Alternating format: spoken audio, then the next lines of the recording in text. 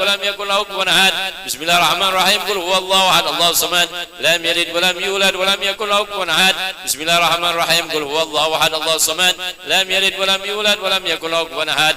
بسم الله الرحمن الرحيم قل رب الفلق من شر ما خلق من شر غاسق إذا وقب ومن شر النفاثات في العقد ومن شر حاسد إذا حسد. بسم الله الرحمن الرحيم قل رب الناس ملك الناس إله الناس من شر وسواس روح الناس الذي يوسوس في صدور الناس من الجنة والناس. أعوذ بالله من الشيطان الرجيم. بسم الله الرحمن الرحيم. الحمد لله رب العالمين حمدا شاكرين حمدا نائمين حمدا يوافي نعمه ويكافي مزيدا. يا ربنا لك الحمد كما ينبغي لجلال وجهك وعظيم سلطانك. سبحانك لا نحصي ثناء عليك أنت كما أثنيت على نفسك. فلك الحمد حتى ترضى ولك الحمد إذا رديت فلك الحمد بعد الرضا. اللهم صل وسلم على سيدنا محمد في الأولين وصل وسلم على سيدنا محمد في الآخرين وصل وسلم على سيدنا محمد في النبيين وصل وسلم على سيدنا محمد في المرسلين وصل وسلم على سيدنا محمد في كل وقت وحين وصل وسلم على سيدنا محمد في الملأ الأعلى إلى يوم الدين. اللهم صل وسلم على سيدنا محمد حتى ترث الأرض ومن عليها وأنت خير الوارثين.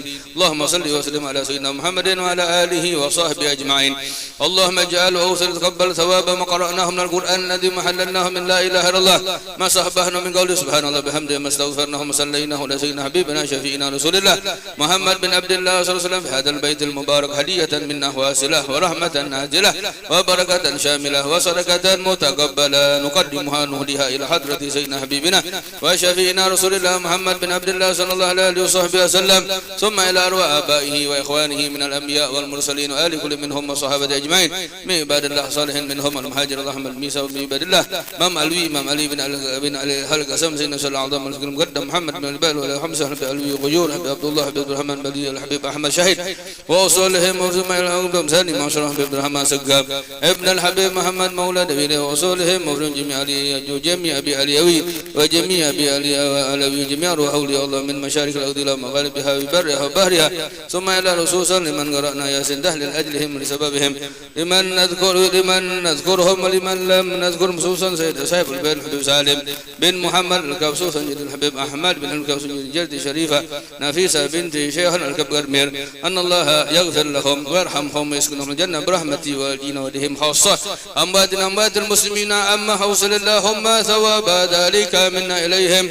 اللهم اجعل نور ستر بين أيديهم. اللهم اجعل فكاكا لهم من النار إتقا لهم من النار سترا لهم من النار بأنهم من النار وبرأة من العذاب. اللهم اغفر لهم وارحمهم وآفهم عنهم. اللهم اغفر لهم وارحمهم وآفهم عنهم. اللهم اغفر لهم وارحمهم وآفنا عنهم واكرم نزولهم وسع مدخلهم وأجرهم من عذاب جهنم ومن عذاب القبور. اللهم اجعل قبورهم روضة من رياض الجنان ولا تجعل قبورهم حفرة من حفار النيران. اللهم لا تحرمنا أجرهم ولا تفتنا بعدهم واغفر لنا ولهم. اللهم اجمعنا وإياهم في دار كرامتك ومستقر رحمتك ومحل أوليائك مع الذين أنعمت عليهم من النبيين والصديقين والشهداء والصالحين وحسن أولئك رفيقا ذلك الفضل من الله وكفى بالله عليما. ربنا اغفر لنا ولإخواننا الذين سبقونا بالإيمان ولا تجعل في قلوبنا غلا للذين آمنوا ربنا إنك رؤوف رحيم.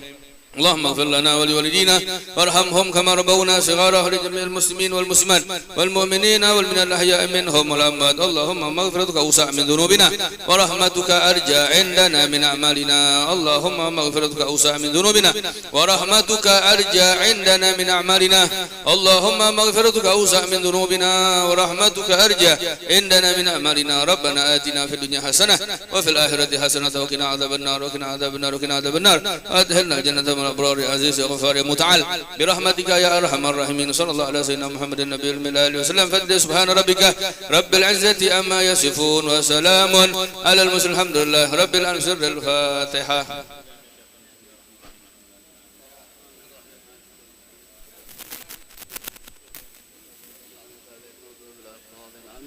بسم الله الرحمن الرحيم الحمد لله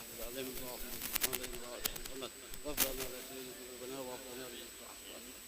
ربنا آتنا في الدنيا حسنة. اللهم إنا نسألك رضا غدنا ونعوذ من سخطك والنار. وصلى الله على محمد وعلى آله وصحبه وسلم. الحمد لله رب العالمين.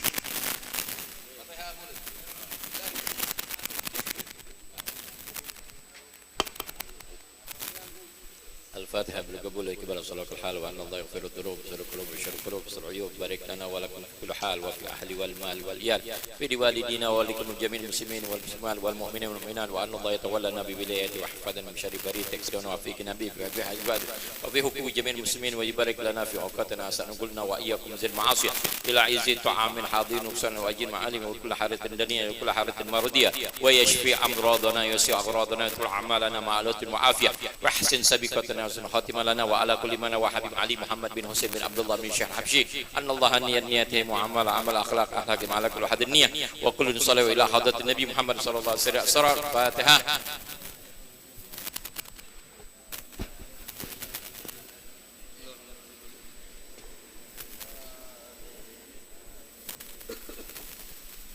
بسم الله الرحمن الرحيم. يا ربي صل على محمد، يا ربي صل عليه وسلم. يا ربي صل على محمد، يا ربي صل عليه وسلم. يا ربي صل على محمد أشرف بدر في الكون أشرق. يا ربي صل على محمد، يا ربي صل عليه وسلم. يا ربي صل على محمد أكرم داعي يدعو إلى الحق. يا ربي صل على محمد، يا ربي صل عليه وسلم. يا ربي صل على محمد المصطفى الصادق المصدق.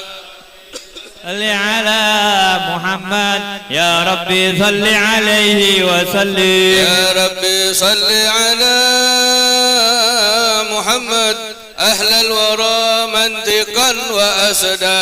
يا ربي صل على محمد، يا ربي صل عليه وسلم. يا ربي صل على محمد أفضل من بالتقى تحقق. يا ربي صل على محمد، يا ربي صل عليه وسلم. يا ربي صل على محمد من بالصحا والوفاء تحلق. يا ربي صل على محمد، يا ربي صل عليه وسلم. يا ربي صل على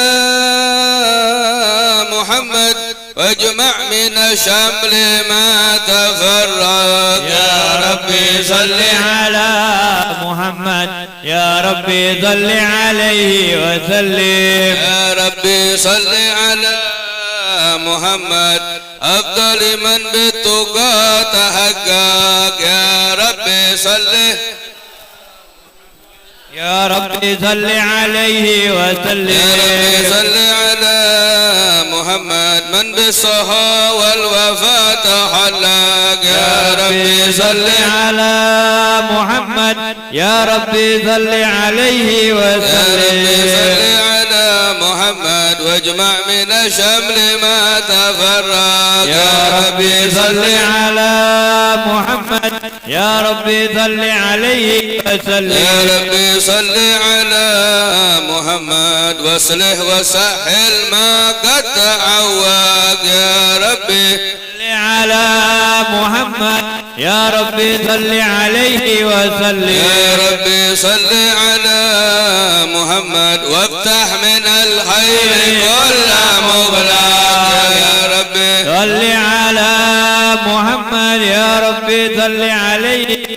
يا ربي صل على محمد وآله ومن بالنبي تعلق. يا ربي صل على محمد، يا ربي صل عليه وسلم. يا ربي صل على محمد وآله ومن للحبيب يعشق. يا ربي صل على محمد، يا ربي صل عليه وسلم. يا ربي صل على محمد ومن بحبل النبي توسع. يا ربي صل على محمد، يا ربي صل عليه وسلم. يا ربي صل على محمد، يا ربي صل عليه وسلم. يا ربي صل على محمد، يا ربي صل عليه وسلم. اللهم صل وسلم وبارك أعوذ بالله من الشيطان الرجيم. بسم الله الرحمن الرحيم. إنا فتحنا لك فتحا مبينا ليغفر لك الله ما تقدم من ذنبك وما تأخر ويتم نعمته عليك ويهديك صراطا مستقيما وينصرك الله نصرا عزيزا. لقد جاءكم رسول من أنفسكم عزيز عليه ما عنتم حريص عليكم بالمؤمنين رؤوف رحيم. فإن تولوا فقل حسبي الله لا إله عليه توكلت وهو رب العرش العظيم. إن الله ملائكته يصلون على النبي يا أيها الذين آمنوا صلوا عليه وسلموا تسليما. اللهم صل وسلم وبارك عليه وعلى آله. بسم الله الرحمن الرحيم. الحمد لله القوي سلطانه الواده برهانه المبسوط في الوجود كرامه وإحسانه تعالى مجده وعظم شانه. خلق الخلق لحكمة وطوى عليها علمه وبسط لهم من فائد المنة ما جرت به في أقداره القسمة. فأرسل إليهم أشرف خلقه وأجل عبيده رحمة. تألقت إرادته الأزلية بخلق هذا العبد المحبوب فانتشرت آثار شرفه في عوالم الشهادة والعيون. صلى الله عليه. فما جل هذا المن الذي تكرم به المنان وما أعظم هذا الفضل الذي برز من حضرة الإحسان صورة كاملة ظهرت في هيكل محمود فتعثرت بوجودها أكناف الوجود وطرزت برد العوالم بطراز التكريم. اللهم صل وسلم الصلاة والتسليم على سيدنا ونبينا محمد الرؤوف الرحيم.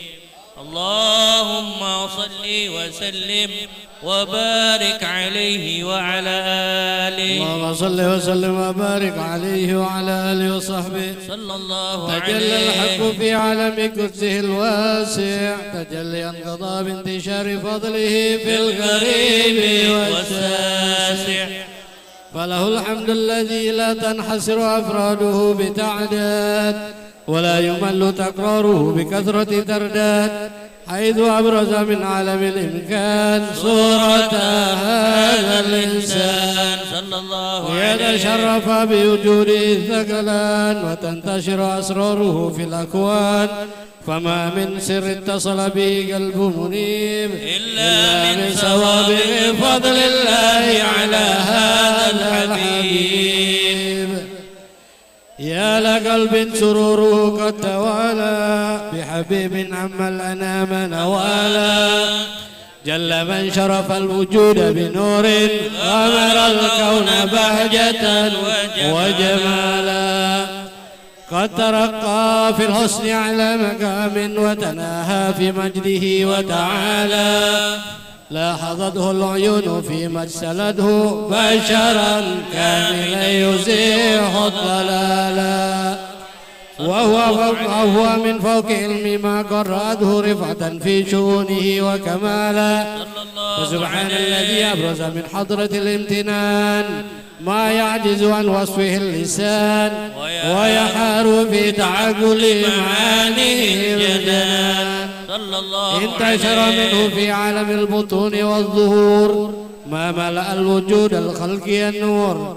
فتبارك الله من إله كريم بشرتنا آياته في ذكر الحكيم ببشارة. لقد جاءكم رسول من أنفسكم عزيز عليه ما عنتم حريص عليكم بالمؤمنين رؤوف رحيم. فمن فاجأته هذه البشارة وتلقاها بقلب سليم فقد هدي إلى صراط مستقيم.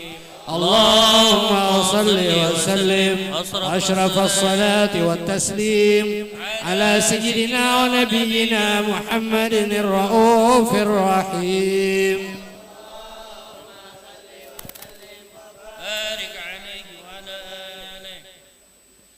اللهم صل وسلم أشرف الصلاة والتسليم على سيدنا ونبينا محمد الرؤوف الرحيم.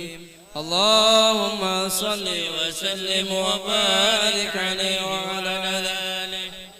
وأشهد أن لا إله إلا الله وحده لا شريك له شهادة يعرب بها اللسان عما تضمنه الجنان من التصديق بها والإذعان. صلى الله عليه. تثبت بها في الصدور من الإيمان قواعده وتلوه على أهل اليقين من سر ذلك الإذعان والتصديق شواهده.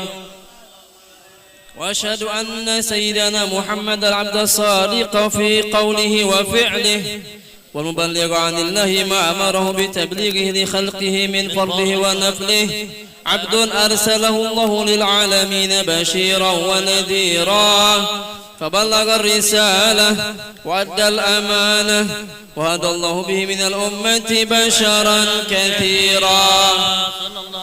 فكان في ظلمة الجهل المستبصرين سراجا وكمرا منيرا. فما أعظمها من منة تكرم الله بها على البشر وما أوسعها من نعمة انتشر سرها في البحر والبر. اللهم صل وسلم بأجل الصلوات وأجمعها وأزكى التحيات وأوسعها على هذا العبد الذي وفى بحق العبودية وبرز فيها في خلعة الكمال وقام بحق الربوبية في مواتن الخدمة لله وأقبل عليه غاية الإقبال. صلاة يتصل بها روح المصلي عليه به وينبسط في قلبه نور سر التعلق به وحبه ويكتب بها بعناية الله في حزبه وعلى آله وصحبه الذين ارتقوا صحوة المجد بقربه وتفيأوا ظلال الشرف الأصلي بوده وحبه ما عتر الأكوان بنشر ذكراه النسيم. اللهم صل وسلم أشرف الصلاة والتسليم على سيدنا ونبينا محمد الرؤوف الرحيم. اللهم صل وسلم وبارك عليه وعلى آله. اللهم صل وسلم وبارك عليه وعلى آله وصحبه. أما بعد فلما تعلقت إرادة الله بالعلم القديم بظهور أسرار التهسيس للبشر الكريم بتقديم وتكريم نفذت القدرة الباخرة بالنعمة الواسعة والمنة الغامرة وانطلقت بيدة التصوير في العالم المطلق الكبير عن جمال مشهود بالعين آو لوصف الكمال المطلق والحسن التام والزين فتنكل ذلك الجمال الميمون بالأسلاب الكريمة والبطون فما من سلف ضمه إلا وتمت عليه من الله النعمة وهو القمر التام الذي يتنقل في بروجه ليتشرف به موطن استقراره وموضع عروجه صلى الله عليه. وقد قدت الأقدار الأزلية بما قدت وأظهرت من سر هذا النور ما أظهرت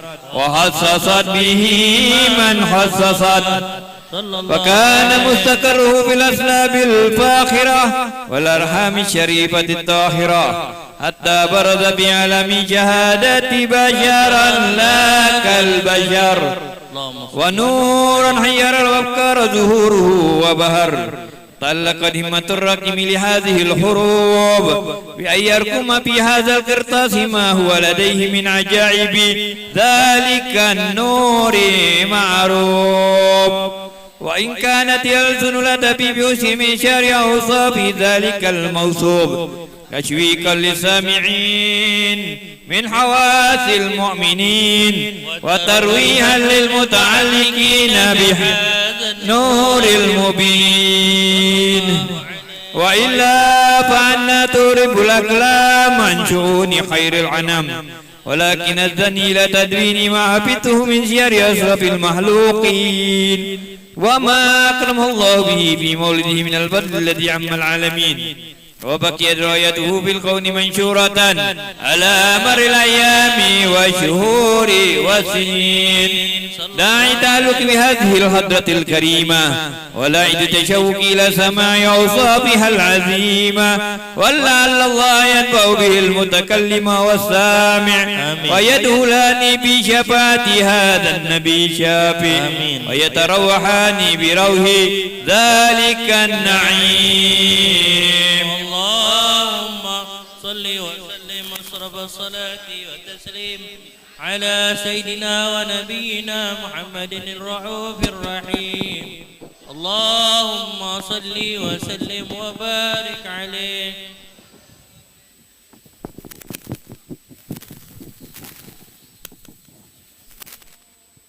الله الله يا الله الله الله يا الله، والصلاة على المختار خير البرية. الله الله يا الله الله الله يا الله، والصلاة على خير البرية. بالصفا عاشت الأرواح عيشة هنية، فاغنم صفوها في ذي الليالي البهية. الله الله يا الله الله الله يا الله، والصلاة على المختار خير البرية. يا لها من ليالي شو قمرها مضية، قرت العين فيها بالعطايا سنية. الله الله يا الله الله الله يا الله، والصلاة على المختار خير البرية. والقلوب ارتقت معراج يصعب رقيه، وتمعنت على التصحيح حق المعية. الله الله يا الله الله الله يا الله، والصلاة على المختار خير البرية. حافظ عقدها الماء حد في الأولية، تتلو آياتها قولا وفعلا ونية. الله الله يا الله الله الله يا الله، والصلاة على المختار خير البرية. راغبا في مصافات الصفات العلية، بعد ما شاهدت معنى العلوم الخفية. الله الله يا الله الله الله يا الله، والصلاة على المختار خير البرية. في مجال تجلى النفوس الزكية من حقائق معاني الطلعة الأحمدية.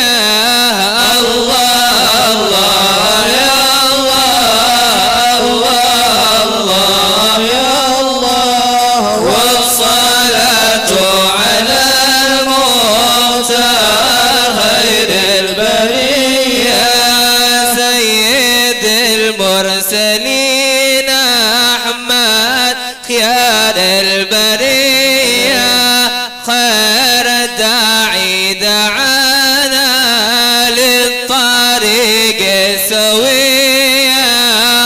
الله الله يا الله الله الله يا الله والصلاة على المختار خير البرية. اللهم صل وسلم وبارك عليه وعلى آله. اللهم صل وسلم وبارك عليه وعلى آله. وقد آن للقلم أن يخط ما حركته فيه الأنامل مما استفاده الفهم من صفات هذا العبد المحبوب الكامل وشمائله التي هي أحسن الشمائل. وهنا حسن أن نثبت ما بلغ إلينا في شأن هذا الحبيب من أخبار وآثار ليتشرف بكتابته القلم والقرطاس وتتنزه في حدائق الأسماع والأبصار. وقد بلغنا في الأحاديث المشهورة أن أول شيء خلقه الله هو النور المودع في هذه السورة.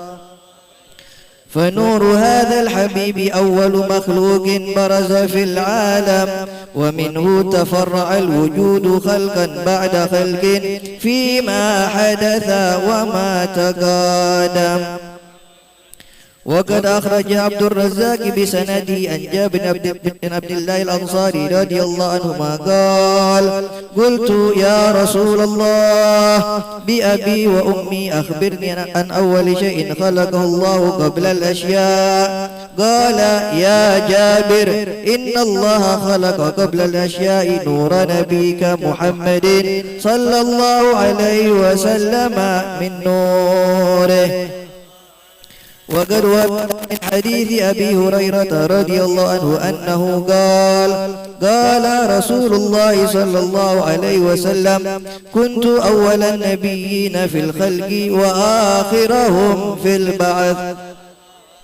وقد تعددت الروايات بأنه أول الخلق وجودا وأشرفهم مولودا. ولما كانت السعادة الأبدية لها ملاحظة خفية اختصت من شاءت من البرية بكمال الخصوصية، فاستودعت هذا النور المبين أصلاب وبطون من شرفته من العالمين، فتنقل هذا النور من صلب آدم ونوح وإبراهيم حتى أوصلته يد العلم القديم إلى من خصصته بالتكريم أبيه الكريم عبد الله بن عبد المطلب ذي القدر العظيم، وأمه التي هي من مخاوف آمنة السيدة الكريمة آمنة، فتلقاه صلب عبد الله فألقاه إلى بطنها فضمنه أحشاؤها بمعونة الله محافظة على حق هذه الدرة وصونها، فحملته برعاية الله لا تجد له ثقلا ولا تشكو منه ألما ولا عللا، حتى مر الشهر بعد الشهر من حمله وقرب وقت بروزه إلى عالم الشهادة لتنبسط على أهل هذا العالم فيوضات فضله وتنتشر فيه آثار مجده الصميم. اللهم صل وسلم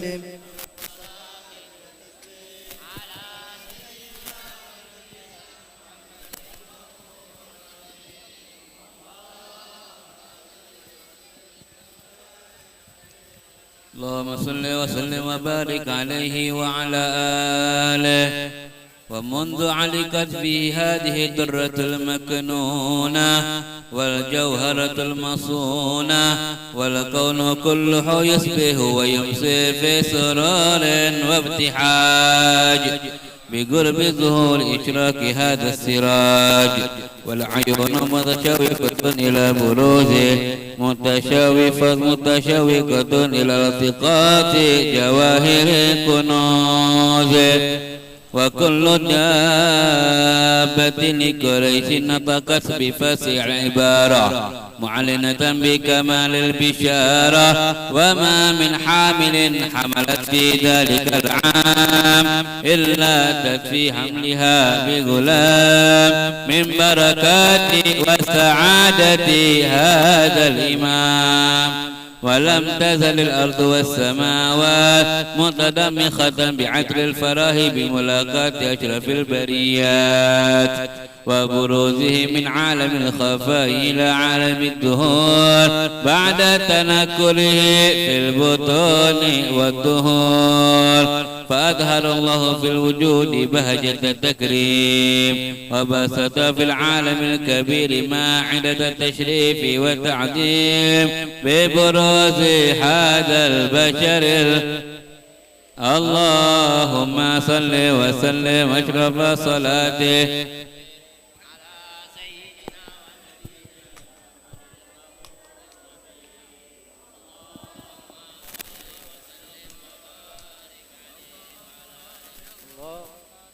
وسلم وبارك عليه وعلى آله.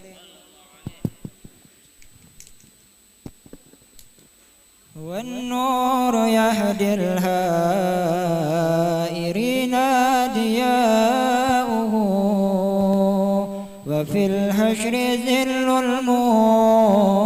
المرسلين لواؤه. تلقى من الغيب مجرد حكمة بها امطرت بالخاف كين سماؤه. بها امطرت بالخاف كين سماؤه. والنور يهدي الهائرين ضياؤه، وفي الحشر ذل المرسلين لواؤه. تلقى من الغيب المجرد حكمة بها امطرت في الخاف كي سماؤه. بها امطرت في الخاف بغير سماؤه. للحق منه لطيف تخبر أن المجد وشاؤه. فلله ما للعين من مشهد لا يعز على أهله الحجاب اجتلاؤه. والنور يهدي الهائرين ضياؤه، وفي الحشر ذل المرسلين لواؤه.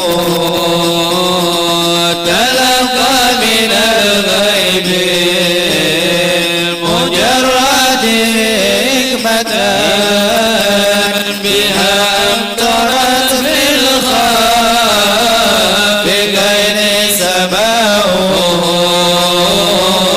بها امطرت في الخاف بغير سماؤه.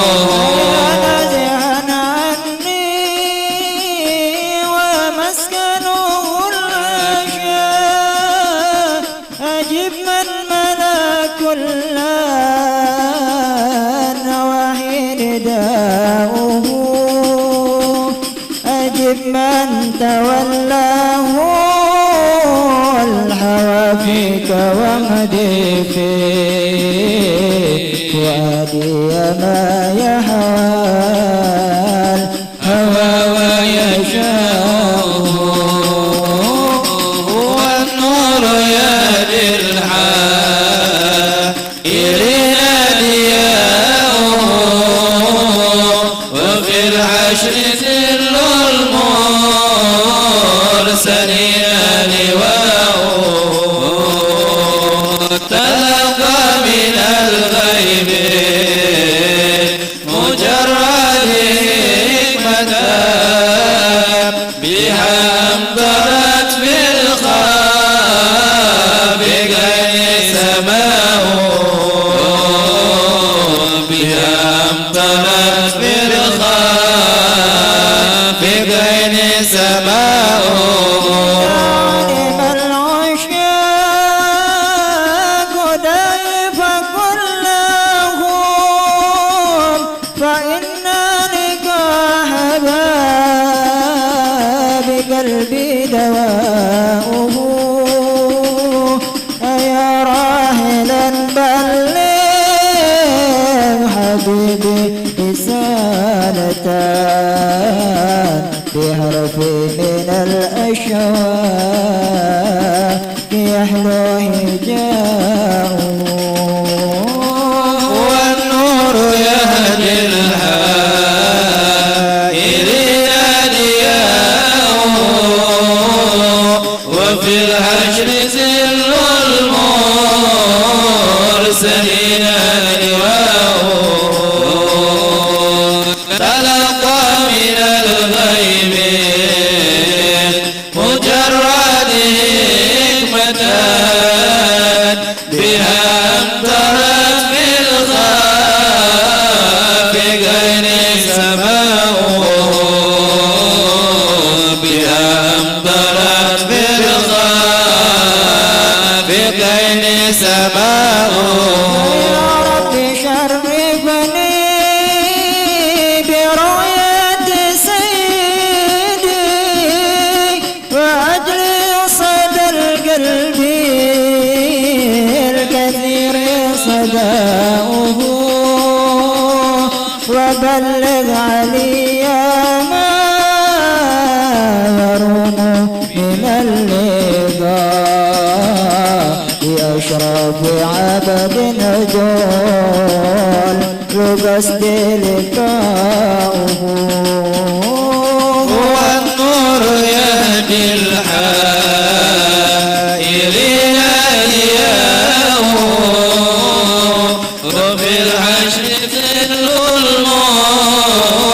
المرسلين لواؤه تلقى من الغيب المجرد حكمة بها أمطرت في الخاء بغير سماء بها أمطرت في الخاء بغير سماء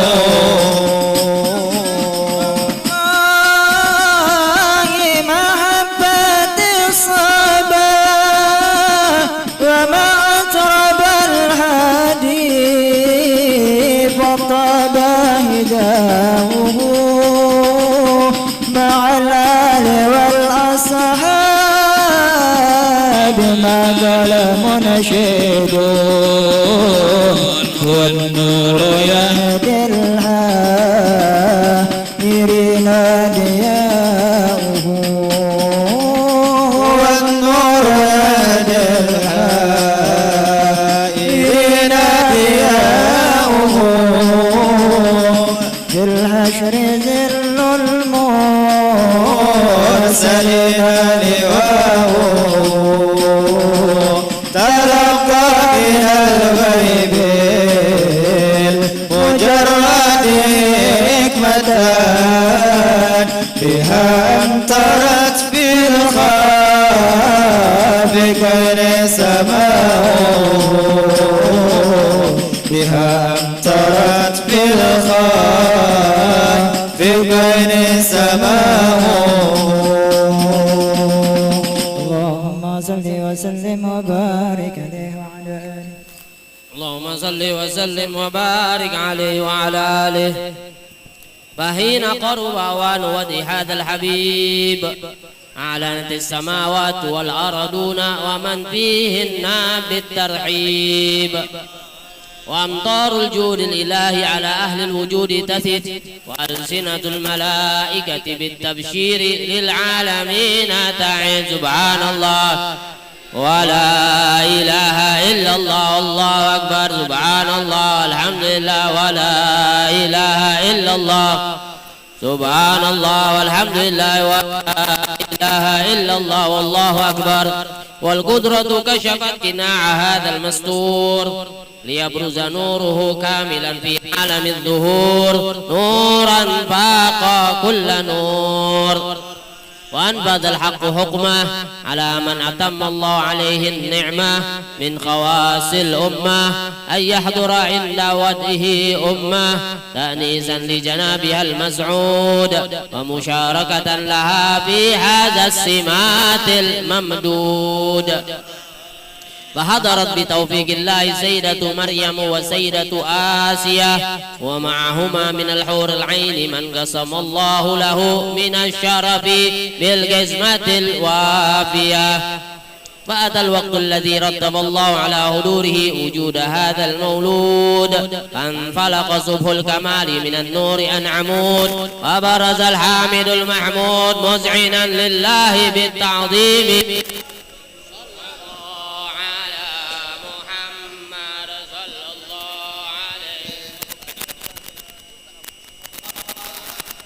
محمد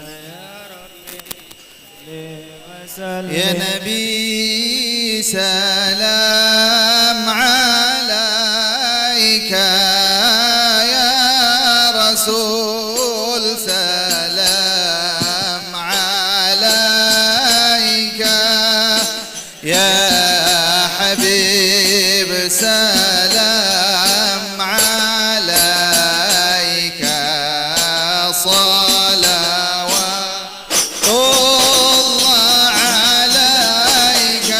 الله يا نبي سلام عليك، يا رسول سلام عليك، يا حبيب سلام عليك، صلوات الله عليك. أشرق الكون ابتهاجا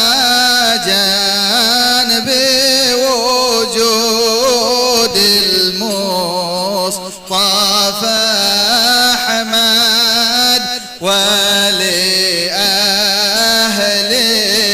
الكون أنس وسرور قد تجدد. يا نبي سلام عليك، يا رسول سلام عليك، الله يا حبيب سلام عليك، صلوات الله عليك. يا أهل المثاني فهزار اليوم غرد، واستضيئوا بجمال فقا في الحسن تفرد. الله يا نبي سلام عليك، يا رسول سلام عليك، يا حبيب سلام عليك، صلوات الله عليك. البشرى بسعد مستمر، لا ينفد حيث أوتينا عطاء جمع الفقر المؤبد. الله يا نبي سلام عليك، يا رسول سلام عليك، يا حبيب سلام عليك، صلوات الله عليك. كل حمد مرحبا جل أن يحصره العاد. مرحبا مرحبا يا نور عيني، مرحبا جد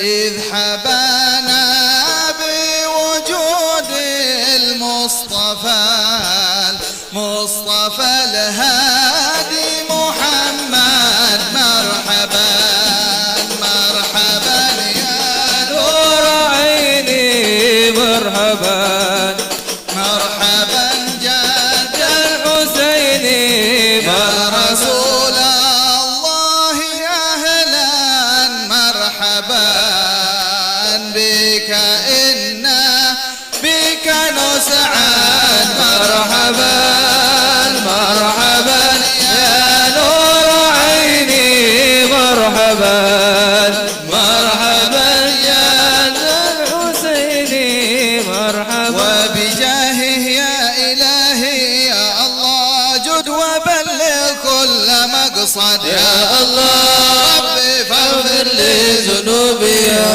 الله، بركة الهادي محمد يا الله.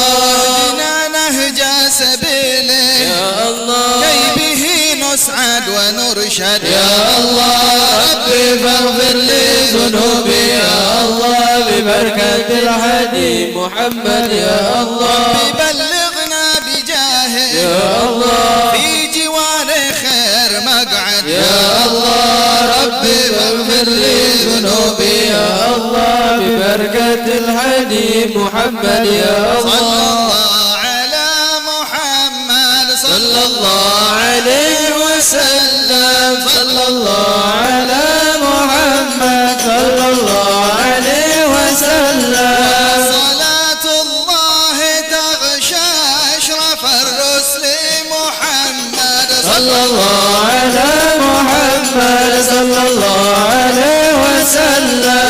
وسلام مستمر كل حين يتجدد، صلى الله على محمد، صلى الله عليه وسلم.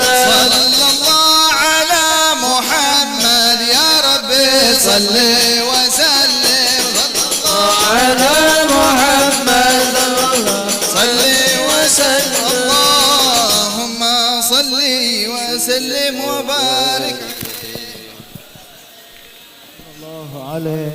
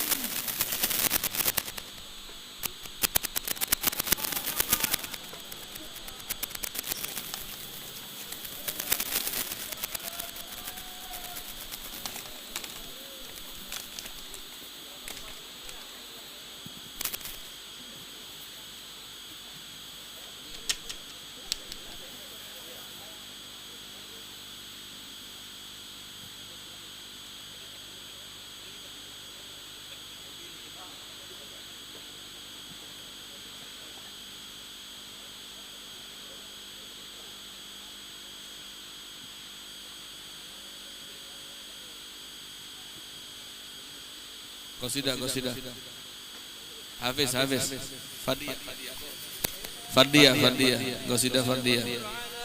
قلب الكدر والحزن وانا ما خير خلق الله جد الحسن.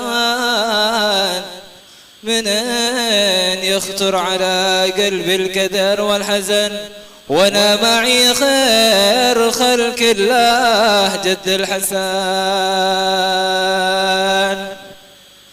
حبيب قلبي الذي حبه بقلبي سكن إذا ذكرته وانا مشجون زال الشجان. وهو سروري وراحة خاطري والبدن بالله كرر علي ذكره وغترف وغان.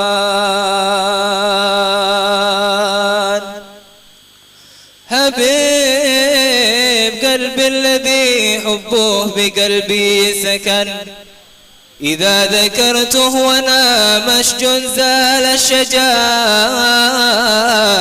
وهو سروري وراحة خاطري والبدن بالله كرر علي ذكره وغترف وغان. كرر سجاياه والخلق الجميل الحسن لي فيه مشهد قوي كامل مع حسن ظن. ووقاتنا عند ذكره ترجع إلا زيان صافت لنا وانشرحنا والعذول اندحان.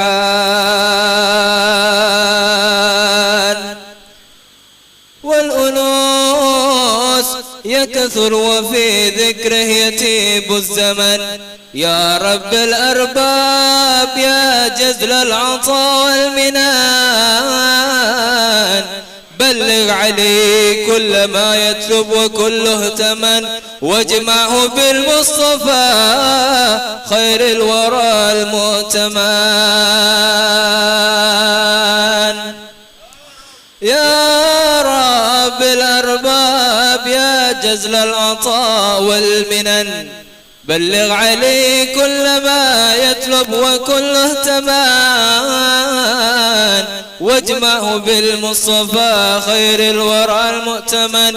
ينظر بعينه إلى الوجه الجميل الحسن.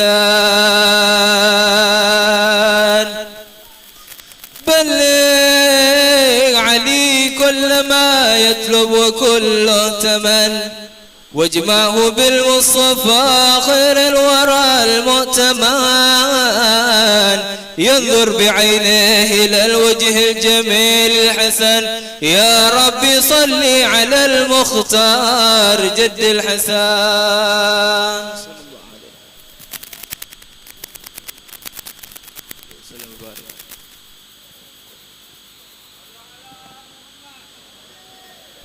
اللهم صل وسلم أشرف الصلاة والتسليم على سيدنا ونبينا محمد الرؤوف الرحيم. اللهم صل وسلم وبارك عليه. وحين برز صلى الله عليه وسلم من بطن أمه برز رافعا طرفه إلى السماء مؤميا بذلك الرفع إلى أن له شرفا على مجده وسماء. وكان وقت مولد سيد الكونين من الشهور شهر ربيع الأول ومن الأيام يوم الاثنين. وموضع ولادته وقبره بالحرمين. وقد ورد أنه صلى الله عليه وسلم ولد مختونا مكحولا مقطوع السرة تولد ذلك لشرفه عند الله أيدي القدرة. ومع بروزه إلى هذا العالم ظهر من العجائب ما يدل على أنه أشرف المخلوقين وأفضل الهبائب. فقد ورد عن عبد الرحمن بن عوف عن أمه الشفاء رضي الله عنهما قالت لما ولدت آمنة رضي الله عنها رسول الله صلى الله عليه وسلم وقال على يدي فاستهل فسمعت قائلا يقول رحمك الله أو رحمك ربك. قالت الشفاء فأطاله ما بين المشرق والمغرب حتى نظرت إلى بعض قصور الروم. قالت ثم ألبسته وأضجعته فلن أنشب أن غشيتني ظلمة ورعب وقشعريرة عن يميني فسمعت قائلا يقول أين ذهبت به؟ قال إلى المغرب. وأسفر ذلك عني ثم عاولني الرعب وظلمة وقشعريرة عن يساري فسمعت قائلا يقول أين ذهبت به؟ قال إلى المشرق. قال فلم يزل حديث مني على بال حتى ابتعثه الله فكنت من أول الناس إسلاما. وكم ترجمت السنة من عظيم المعجزات وباهر الآيات البينات بما يقضي بعظيم شرفه عند مولاه وأن عين عناية في كل حين ترعاه وأنه الهادي إلى صراط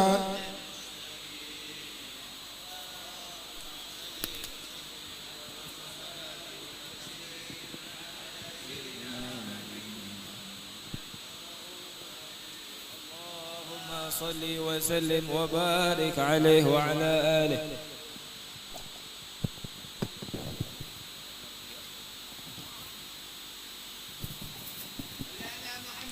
اللهم صل وسلم وبارك عليه وعلى آله صلى الله عليه. ولقد اتصف صلى الله عليه وسلم من محاسن الأخلاق بما تضيق عن كتابته بطون الأوراق. كان صلى الله عليه وسلم أحسن الناس خلقا وخلقا وأولهم إلى مكارم الأخلاق سبقا وأوصاهم بالمؤمنين علما ورفقا. بر رؤوفا لا يقول ولا يفعل إلا معروفا.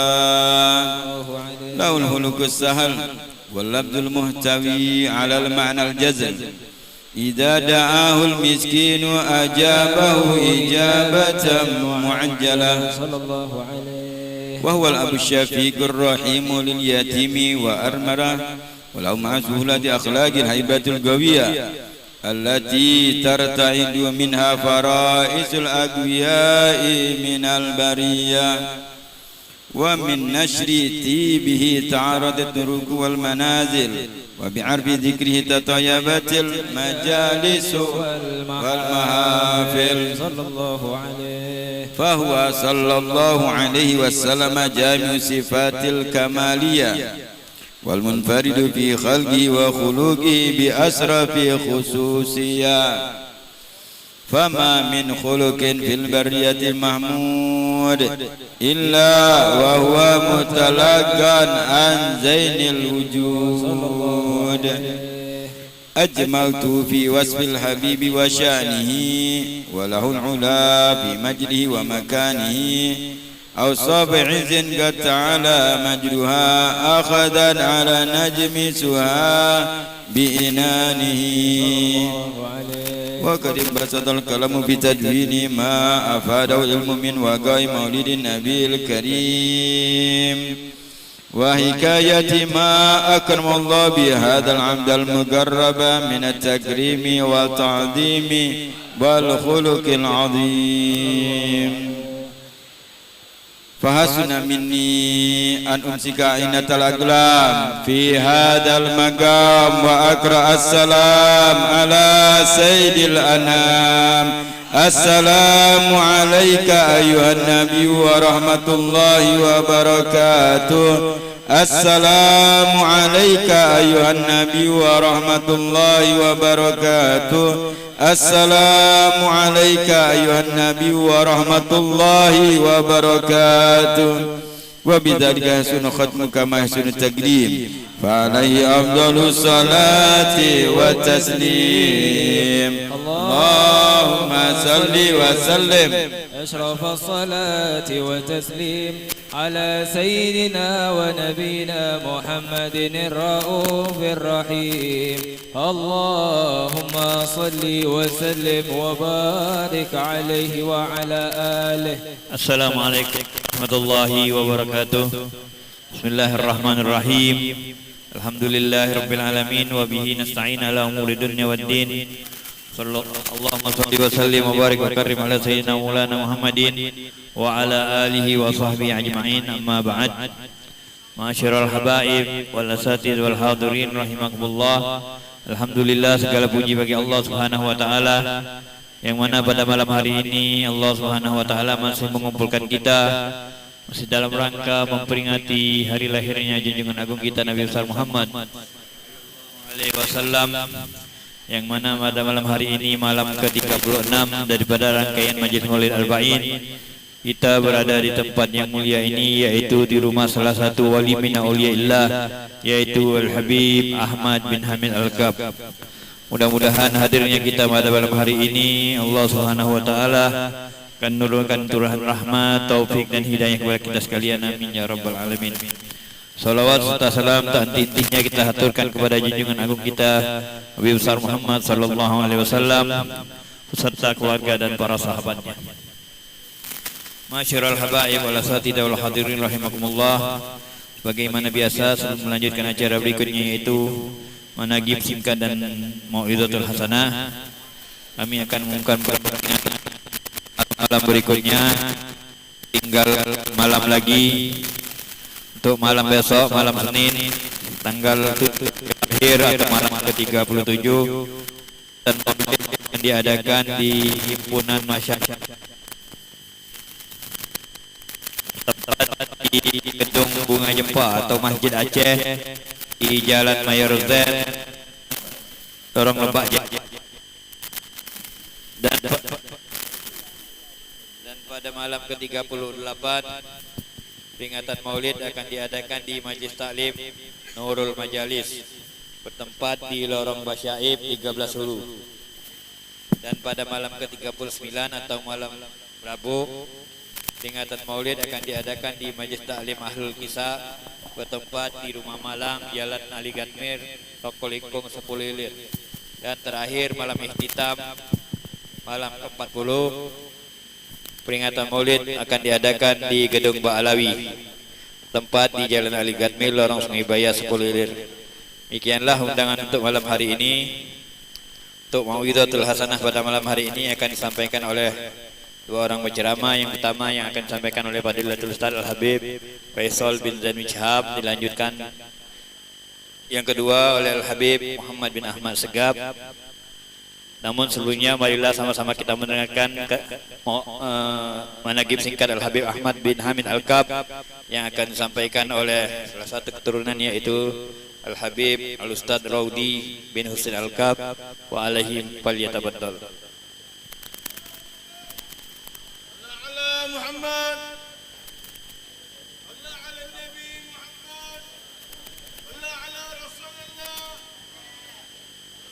السلام عليكم ورحمة الله وبركاته. الحمد لله رب العالمين، الحمد لله نور الأرض والسماوات. اللهم صل وسلم على سيدنا محمد نور الأنوار وسر الأسرار وترياق الأغيار مفتاح باب اليسار سيدنا محمد المختار وآله الأطهار وأصحابه الأخيار عدد نعم الله وإفضاله. الحمد لله. Hadirin yang dimuliakan oleh Allah, orang tua kita bersama, asatidah, habaib, hadirin yang dimuliakan oleh Allah Subhanahu wa taala, berdiri Al-Fagir di sini untuk sedikit membacakan daripada managib sahib al-bait Al-Habib Ahmad bin Hamid bin Alwi bin Ahmad Al-Kaf, karena beliau adalah salah satu sosok yang cocok, sifat yang dikatakan oleh Al-Imam Al-Haddad, ulaika wurrathun nabi wa rahtuhu wa auladuhu birraghmi lil muta'ami. Mereka wali-wali Allah Subhanahu wa taala seperti Al-Habib Ahmad bin Hamid Al-Kaf. Mereka adalah para pewaris Nabi Muhammad sallallahu alaihi wasallam, dan mereka adalah kelompoknya baginda Nabi Muhammad sallallahu alaihi wasallam, dan mereka adalah keturunan Nabi Muhammad sallallahu alaihi wasallam, meskipun ada yang tidak sepakat dengan kita di dalam masalah ini. Ini dikatakan oleh Al-Imam Al-Haddad, birraghmi lil muta'ami, meskipun tidak ridha orang-orang yang pura-pura buta. Kata Al-Imam Al-Haddad radhiyallahu taala anhu ardah. Dan sebagaimana biasanya kalau seandainya di rumah salah seorang habaib, kita bertabarruk dengan membaca sedikit daripada sejarahnya beliau radhiyallahu taala anhu, karena sejatinya fama min khuluqin fil bariyati mahmud illa wa huwa mutalaqan an zainil wujud. Tidak ada sifat yang baik satu pun di muka bumi ini kecuali pada akhirnya kita akan dapati sifat tersebut bersumber daripada baginda Nabi Muhammad sallallahu alaihi wa alihi wasallam. Beliau radhiyallahu taala anhu ardah adalah Al-Habib Al-Barakah, nuskhatus salaf as-salih as-sayyid al-sharif al-allamah Al-Habib Ahmad bin Hamid bin Alawi Al-Kaf Al-Mulaqab Yusrain. اتصل نسبه إلى سيدنا الإمام أحمد الشهيد ابن الفقيه المقدم محمد بن علي بعلوي، ثم إلى سيدنا الإمام المهاجر أحمد بن عيسى ابن الإمام محمد النجيب ابن الإمام علي العريضي ابن الإمام جعفر الصادق ابن الإمام محمد الباقر ابن الإمام علي زين العابدين ابن الإمام السبتي الثاني الحسين ابن الإمام علي بن أبي طالب وسيدتنا فاطمة الزهراء بنت سيدنا الرسول محمد صلى الله عليه وآله وسلم. Beliau dilahirkan pada kisaran tahun 1291 Hijriah di kota Pekalongan, Jawa Tengah, dari kedua orang tua yang saleh dan salehah. Ayahanda beliau bersama Al-Habib Hamid bin Alwi bin Ahmad Al-Kaf Yusrain, dan ibunda beliau adalah Syarifah Fatimah Al-Jufri. Al-Habib Ahmad bin Hamid Al-Kaf tumbuh kembang di kota Pekalongan di bawah bimbingan daripada Al-Habib Ahmad bin Abdullah bin Talib Al-Attas, Maspura Pekalongan. Ia memiliki keakraban yang luar biasa hebat. Beliau radhiyallahu taala anhu menceritakan bahwasanya di masa kecilnya beliau tidak jarang pada saat bermain-main dengan teman-temannya, ia bersembunyi di bawah jubah daripada Al-Habib Ahmad bin Abdullah bin Talib Al-Attas radhiyallahu taala anhu ardah. Dan Al-Habib Ahmad bin Hamid Al-Kaf di dalam risalah, di dalam surat menyurat beliau dengan gurunya tersebut mengakui bahwasanya Al-Habib Ahmad bin Abdullah bin Talib Al-Attas adalah syekh fatah beliau, syekh yang di tangannya lah Allah Subhanahu wa taala membukakan sir bagi beliau radhiyallahu taala anhu ardah. Di masa kecilnya radhiyallahu taala anhu ardah, beliau selalu mempelajari hal-hal yang berkenaan dengan salaf dan selalu dibuat kangen oleh apa yang beliau kenal, oleh apa yang beliau dengarkan daripada orang tuanya, sehingga di usia 10 tahun beliau radhiyallahu taala anhu ardah, di masa yang sangat masih kecil, di umur yang sangat kecil, beliau memberanikan diri untuk dikirimkan oleh orang tuanya mendapatkan pendidikan di kota Hadramut, kota Waliullah Hadramut, Yaman. Al-Habib Ahmad yang masih kecil itu berangkat bersama dengan keponakan beliau Al-Habib Abdullah bin Salim bin Ahmad bin Hamid Al-Kaf untuk menimba ilmu. Sesampainya di sana beliau belajar dari orang-orang ternama, ulama-ulama tersohor daripada kotanya masing-masing. Diceritakan bahwasanya Al-Habib Ahmad bin Hamid Al-Kaf duduk di pesantren Rubat Sewun, yang mana itu merupakan salah satu pesantren atau pesantren pertama yang berdiri di negeri Hadramut. Pesantren Al-Habib Ali bin Muhammad Al-Habsyi sahibul Maulid Simtud Durar. Beliau mengambil silsilah sanad daripada hadis dan keilmuannya daripada Al-Habib Idrus bin Umar Al-Habsyi, yang mana Al-Habib Idrus bin Umar Al-Habsyi juga merupakan guru daripada Al-Habib Ali bin Muhammad Al-Habsyi radhiyallahu taala anhu ardah. Beliau juga menimba ilmu di kota Tarim, termasuk yang disebutkan sebagai gurunya adalah Al-Allama Al-Habib Al-Faqih Abdurrahman bin Muhammad Al-Masyhur, pengarang kitab Bughyatul Mustarsyidin. Al-Habib Ahmad bin Hamid Al-Kaf adalah seorang anak yang cerdas, seorang anak yang tangkas. Beliau selalu menimba ilmu dan terus tidak kenyang di dalam menuntut ilmu baginda Nabi Muhammad sallallahu alaihi wasallam sampai beliau duduk di sana sekitar 10 tahun lamanya. Pada saat Al-Habib Ahmad bin Hamid Al-Kaf belajar, beliau pernah bercerita bahwasanya tidak jarang, kata beliau, kami di masa kami belajar dahulu, kami hanya diberikan bekal makan 3 kurma saja untuk 1 hari dan 1 malam. Setelah menghabiskan kurang lebih 1 dekade tersebut di Tarim, di Hadramut, di negeri-negerinya, mengambil dan menimba ilmu daripada ulama-ulamanya, pada tahun 1311 Hijriah, beliau memenuhi panggilan Allah Subhanahu wa taala untuk berangkat haji serta melepas rindu yang lama terpendam kepada datuk beliau baginda Nabi Muhammad sallallahu alaihi wasallam. Di sana beliau bukan hanya haji, bukan hanya berziarah kepada Nabi Muhammad sallallahu alaihi wasallam, tapi sebagaimana yang biasa dilakukan oleh ulama-ulama manapun ketika mereka bepergian kemana saja, mereka selalu menyempatkan diri untuk menimba ilmu daripada ulama-ulama ternama daripada kota-kota tersebut. Beliau seolah-olah memegang semboyan Al-Imam Ahmad bin Hanbal ma'al mahbarah ilal magbarah.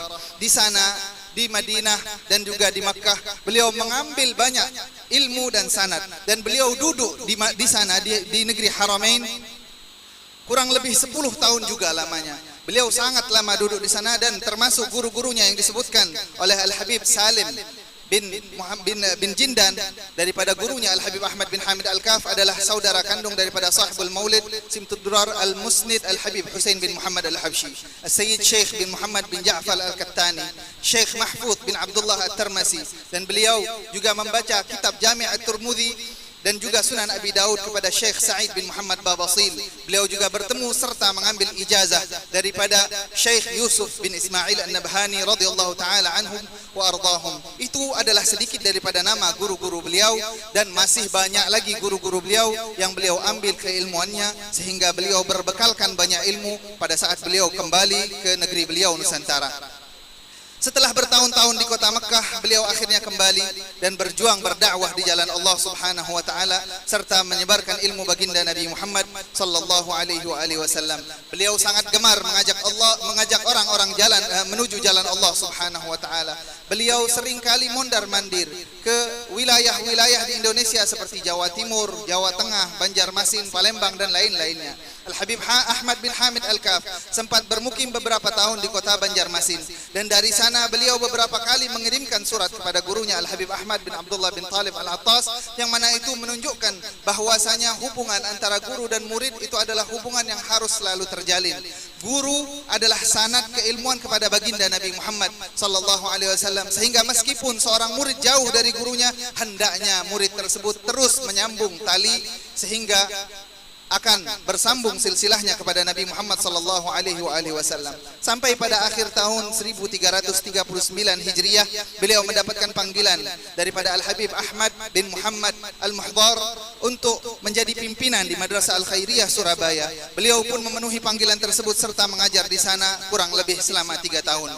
Lalu pada tahun 1343 Hijriah, Habib Salim menyebutkan bahwasanya tanda-tanda kewalian Al-Habib Ahmad bin Hamid Al-Kaf mulai nampak, dan beliau kembali ke Pekalongan, meninggalkan daripada Madrasah Al-Khairiyah, dan beliau memutuskan untuk tinggal di negeri atau di kota Palembang Darussalam. Termasuk daripada murid-murid Al-Habib Ahmad bin Hamid Al-Kaf yang terkenal dari Palembang adalah Al-Habib Alwi bin Ahmad Bahsin.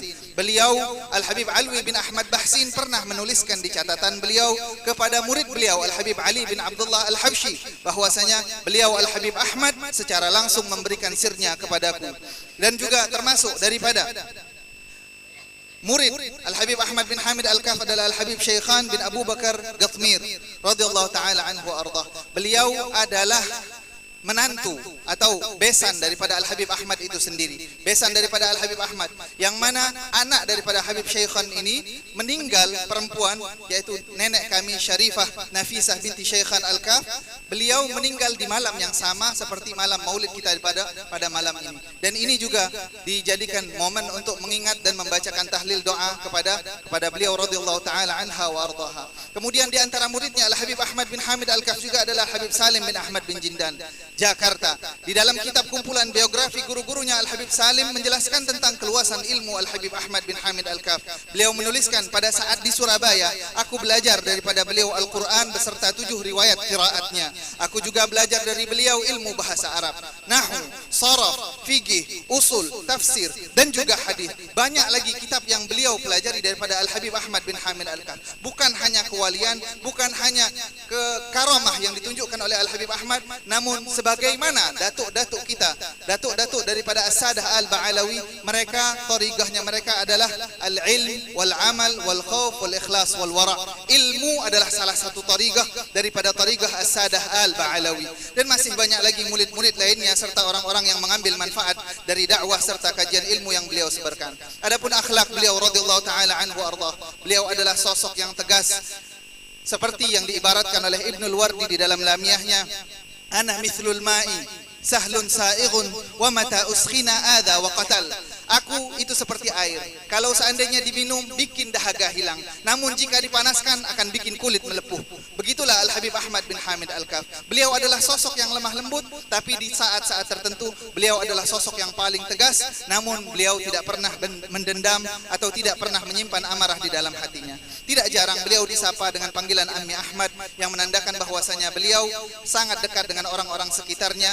Kedekatan tersebut dipanggil oleh orang-orang sekitarnya sebagai paman Ammi Ahmad. Al-Habib Ahmad adalah sosok yang mulia, ahli ibadah dan orang zuhud, mencintai khumul dan tidak senang terhadap ketenaran di dunia. Beliau sangatlah pendiam dan banyak cerita-cerita yang menunjukkan bahwasanya beliau sangat orang yang jika dilihat idza ru'u dzikrallah, jika kita melihat wajahnya maka kita akan mengingat Allah Subhanahu wa taala. Adapun karamah-karamah beliau, adapun keajaiban-keajaiban yang Allah jalankan di tangan beliau adalah sangat banyak sekali. Namun yang terbesar daripada karamah tersebut adalah istiqamahnya beliau yang dikatakan lebih utama daripada ribuan karamah. Meskipun begitu, banyak sekali karamah-karamah yang diketahui dan disaksikan langsung oleh orang tua kita. Di antaranya beberapa orang yang berjalan bersama Al-Habib Ahmad bin Hamid Al-Kaf di saat hujan yang begitu deras, mereka merasakan bahwasanya tidak ada setetes hujan pun yang mengenai jasad mereka, sehingga pulang Al-Habib Ahmad bin Hamid Al-Kaf dan berpisah dengan orang tersebut. Barulah orang tadi merasakan bahwasanya air hujan saat ini baru membasahi badannya. Juga pada saat kebakaran yang terjadi di dekat rumah ini, Al-Habib Ahmad bin Hamid Al-Kaf diceritakan mengangkat tangannya berdoa kepada Allah Subhanahu wa taala sehingga turun hujan yang begitu lebat dan begitu besar. Dikatakan orang tua kita dulu katanya hujan tersebut seperti genggaman manusia, kepalan manusia, seolah-olah dari langit itu disiram sehingga kebakaran tersebut langsung padam seketika. Dan banyak sekali karamat-karamat beliau, dan ingat karamah adalah tanda bahwasanya Allah Subhanahu wa taala mencintai hamba tersebut. Namun kata Al-Imamul Haddad, karamah tidaklah dijadikan tanda kewalian kecuali jika orang yang tampak karamah dari tangannya merupakan orang yang multazim dengan sunnah baginda Nabi Muhammad sallallahu alaihi wasallam dan mengikuti jejaknya Nabi Muhammad sallallahu alaihi wasallam. Dan juga hubungan batin yang terjalin antara beliau dengan Al-Habib Alwi Al-Haddad Empang Bogor, dan juga hubungan batin yang terjalin antara beliau dengan Al-Habib Abu Bakar bin Muhammad Gersik radhiyallahu taala anhum wa ardahum. Al-Habib Ahmad bin Hamid Al-Kaf meninggal di Palembang pada tanggal 25 Jumadil Akhir 1375 Hijriah dan dikebumikan di komplek pemakaman para asyraf Gubbah Al-Kaf 14 Ulu. Diceritakan bahwa beberapa hari setelah wafatnya beliau, banyak berdatangan fakir dan miskin serta para janda yang menangisi kepergian beliau, mengingat banyaknya kiprah dan ulur tangan beliau membantu kehidupan mereka semasa hidupnya. Semoga Allah Subhanahu wa taala memberikan rahmat dan anugerahnya kepada beliau dan mengumpulkan beliau bersama para muhibbinnya di bawah naungan bendera baginda Nabi Muhammad sallallahu alaihi wasallam. Beliau menikah dengan Hubabah Aminah binti Salim Al-Kaf dan meninggalkan 4 anak laki-laki serta 1 anak perempuan. Mereka adalah Al-Habib Hamid An-Nawir, kakek daripada Ustadzuna Husaini bin Hilmi Al-Kaf dan juga kakek daripada Al-Fagir. Kemudian Al-Habib Muhammad Al-Hadi dan juga Al-Habib Abdullah Burhan, ayahanda daripada almarhum Al-Habib Ahmad Naufal bin Abdullah Al-Kaf, dan juga mertua daripada Ustadz Umar Abdul Aziz dan Ustadz Umar As-Sagaf.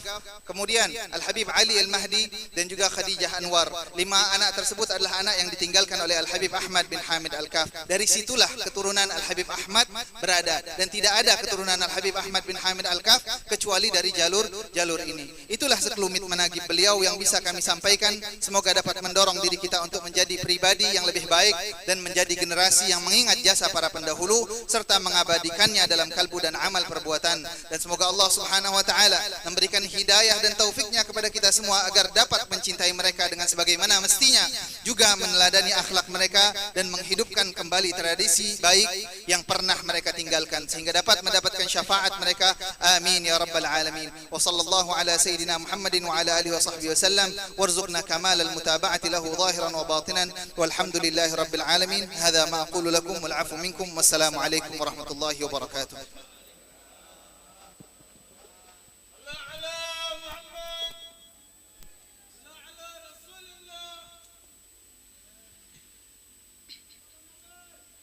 السلام عليكم ورحمة الله تعالى وبركاته. Alhamdulillahi Rabbil Alamin wa bihi nasta'inu ala umuri dunya waddin. Wa sallallahu wa sallam ala sayyidina Muhammadin khataman nabiyyin wa ala alihi wa sahbihi ajma'in. Subhanaka la ilma lana illa ma 'allamtana innaka antal alimul hakim. Wa tub 'alaina innaka antat tawwabur rahim waghfir lana warhamna bi rahmatika ya arhamar rahimin.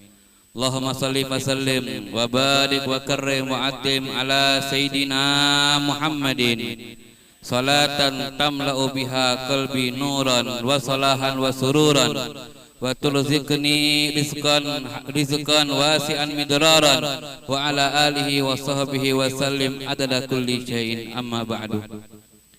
Yang kami muliakan, yang kami hormati para alim ulama, para sesepuh, para habaib, para tokoh masyarakat, wa nakhussu bi dzikir al-Habib Muhammad Asgab, dan juga Ketua Rabitul Alawiyah Palembang Al-Habib Abdurrahman Al-Habsyi. Mudah-mudahan Allah Subhanahu wa taala panjangkan umur beliau, sehatkan badan beliau, dan Allah Subhanahu wa taala jaga beliau, amin ya rabbal alamin. Dan juga para hadirin hadirat yang dimuliakan oleh Allah Subhanahu wa taala, amin ya rabbal alamin.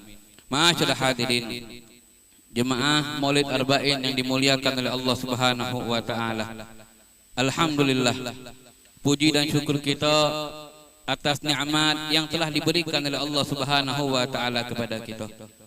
Nikmatul iman wal Islam, nikmat sehat afiat, dengan bermacam-macam nikmat yang diberikan oleh Allah Subhanahu wa taala kepada kita saat ini.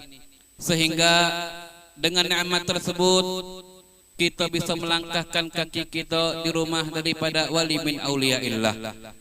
Di tempat ini dengan nikmat Allah Subhanahu wa taala kita bisa memuji Nabi Muhammad sallallahu alaihi wasallam. Kenikmatan demi kenikmatan yang diberikan oleh Allah Subhanahu wa taala yang seharusnya kita wajib mensyukuri daripada nikmat Allah Subhanahu wa taala ini, sehingga Allah Subhanahu wa taala pun akan menambahkan nikmat-nikmat yang lainnya, amin ya rabbal alamin. Salawat teriring salam tetap kita aturkan buat junjungan agung kita baginda alam Sayyidina Maulana Muhammadin sallallahu alaihi wasallam, seorang nabi yang sangat cinta kepada umatnya, seorang nabi yang lebih sayang daripada seorang ibu kepada anaknya, seorang nabi yang lebih tahu daripada seorang ibu kepada anaknya. Itulah Nabi Muhammad sallallahu alaihi wasallam yang bahkan di dalam sebuah hadis Nabi Muhammad sallallahu alaihi wasallam pernah mengatakan, wa syauqa ila ikhwani, aduh aku rindu kepada saudara-saudaraku. Para sahabat Nabi Muhammad sallallahu alaihi wasallam yang duduk dekat dengan Nabi Muhammad sallallahu alaihi wasallam berkata, alasna ikhwanaka ya Rasulullah, bukankah kami ini saudaramu wahai Rasulullah? Apa kata Nabi Muhammad sallallahu alaihi wasallam? La, antum ashabi, kalian adalah saudara-saudaraku. Walakin ikhwani, akan tetapi saudara-saudaraku adalah humul qaum ya'tuna min ba'di, sekelompok orang yang datang setelah masaku, yu'minuna bi walam yarawni. Kata Nabi Muhammad sallallahu alaihi wasallam, saudaraku adalah sekelompok orang yang datang setelah masaku, yang mereka beriman kepadaku, akan tetapi mereka tidak pernah memandang daripada wajahku. Itulah kita ma'asyiral hadirin yang dianggap saudara oleh Nabi Muhammad sallallahu alaihi wasallam. Ma'asyiral hadirin jemaah Maulid yang dimuliakan oleh Allah Subhanahu wa taala.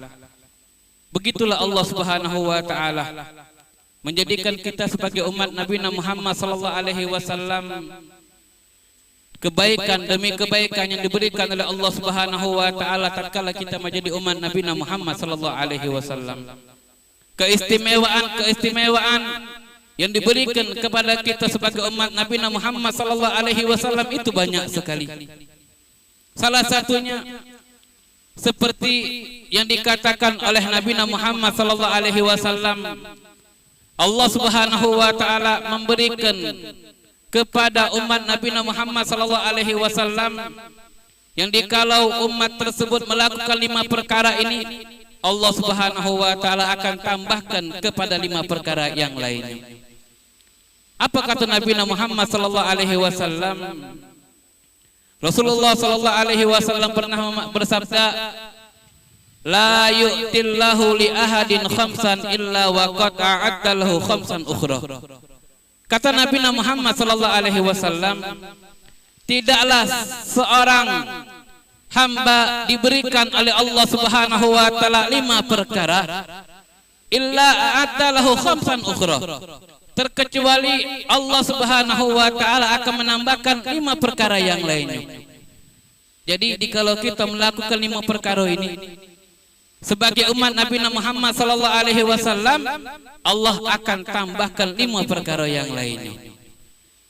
Yang pertama, kata Nabi Muhammad sallallahu alaihi wasallam, la yu'tillahu li ahadin asyukra illa wa qad a'adda lahu az-ziyadah.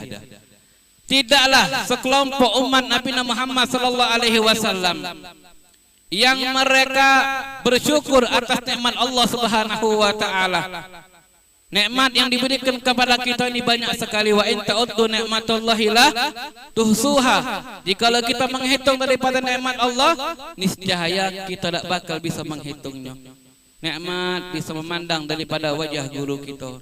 Nikmat bisa mendengarkan daripada Syama'il Muhammadiyah, kisah-kisah Nabi Muhammad sallallahu alaihi wasallam yang tiap malam kita dengarkan. Katalah Habib Umar bin Muhammad bin Salim bin Hafiz Karir, dzikra wasfi Muhammadin kaima tuziha anil qulubi rona. Katalah Habib Umar bin Muhammad bin Salim dalam maulidnya Adiya Ulami Karir, ulangkanlah daripada sifat-sifat Nabi Muhammad sallallahu alaihi wasallam. Bacakan terus daripada sifat-sifat Nabi Muhammad sallallahu alaihi wasallam. Kaima tuziha anil qulubir rana. Karena dengan menyebutkan sifat Nabi Muhammad sallallahu alaihi wasallam, fa insyaallah penyakit hati kita akan dihilangkan oleh Allah Subhanahu wa taala. Kita minta kepada Allah Subhanahu wa taala di malam hari ini, di tempat yang baik ini, mudah-mudahan kita keluar daripada tempat ini hati kita dibersihkan oleh Allah Subhanahu wa taala. Amin ya rabbal alamin. Allah Subhanahu wa taala akan menambahkan tambahan-tambahan yang luar biasa jikalau lisan kita bersyukur atas nikmat Allah Subhanahu wa taala. Yang kedua, la yu'tillahu ad-du'a ila wa qad ta'adda lahu az-ziyadah. Tidaklah Allah menggerakkan lisan seorang hamba yang dia menadahkan tangannya minta kepada Allah Subhanahu wa taala, illa wa qad ta'adda lahu al-istijabah, terkecuali Allah Subhanahu wa taala akan mengabulkan daripada permintaan hamba tersebut.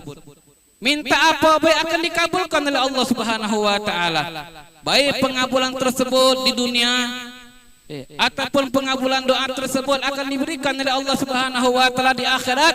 Yang penting doa tersebut akan diijabah, pasti dijabah oleh Allah Subhanahu wa taala jikalau kita berdoa memenuhi dengan syarat yang disyaratkan oleh Nabi Muhammad sallallahu alaihi wasallam.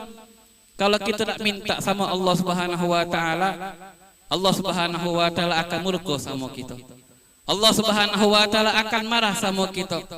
Dalam sebuah syair, seorang ulama pernah mengatakan, la tas'ala bunaya adama hajatan fas'alil ladzi abwabuhu la tuhjabu. Allahu yaghdabu in tarakta su'alahu wa bunaya adama hina yus'alu yaghdabu. Kata seorang ulama pernah mengatakan bahwasanya janganlah kalian meminta kepada anak Adam. Fas'alil ladzi abwabuhu la tuhjabu. Mintalah kepada pintunya yang tidak pernah tertutup. Allahu yaghdabu in tarakta su'alahu. Kalau kita minta sama Allah, nak berapa baik, nak kapan baik Allah unjuk. Nak tengah malam Allah unjuk, nak di pagi hari Allah unjuk, nak di subuh hari Allah unjuk. Tapi kalau kita minta sama manusia, wa bunaya Adam, dan tatkala anak Adam, jikalau kita minta tiap hari, mungkin kalau sekali nganjuk, dua kali nganjuk, 3 kali, 4 kali. Kapan kita ngomong mending palak beong ini tabagi minta sama aku. Itu kalau kita.